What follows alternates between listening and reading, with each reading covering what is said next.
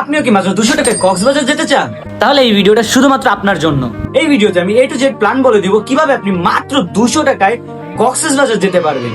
তাই বেশি দেরি না করে আজকের ভিডিও শুরু করা যাক। ওকে কক্সবাজার যেতে হলে আপনাদের সর্বপ্রথম যেতে হবে ঢাকা।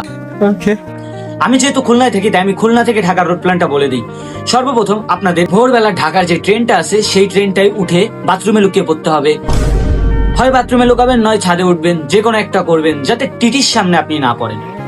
ঠিক আছে আর টিটির সামনে যদি ভুলবশত পড়ে যান তাহলে সেফটির জন্য একটি ওড়নার সাথে রাখতে পারেন।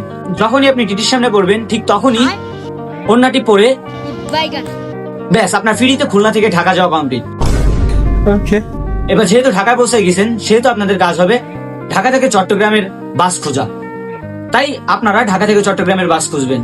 বাস পেয়ে গেলে আপনাদের আরো একটি ইম্পর্টেন্ট কাজ করতে হবে। আপনাদের মনে আছে ভিডিও শুরুতে আমি আপনাদের বলেছিলাম মাত্র 200 টাকায় কক্সবাজার পাঠাবো। আপনাদের কাছে কিন্তু সেই 200 টাকা এখনো আছে, তার 1 টাকাও কিন্তু এখনো খরচ হয়নি। সেই কারণে আপনাদের বাস পাওয়ার সাথে সাথে সেই 200 টাকা নিয়ে কাউন্টারের পাশের দোকানে চলে যেতে হবে।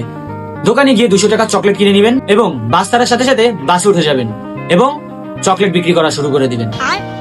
পুরো বাস ঘুরতে ঘুরতে চকলেট বিক্রি করবেন। চকলেট শেষ হয়ে গেলে আপনাদের বিক্রি করা টাকা দিয়ে আবারও চকলেট কিনবেন। চকলেট কিনে আবারও বাসে উঠে যাবেন এবং বাসে উঠে আবারও চকলেট বিক্রি করা শুরু করবেন।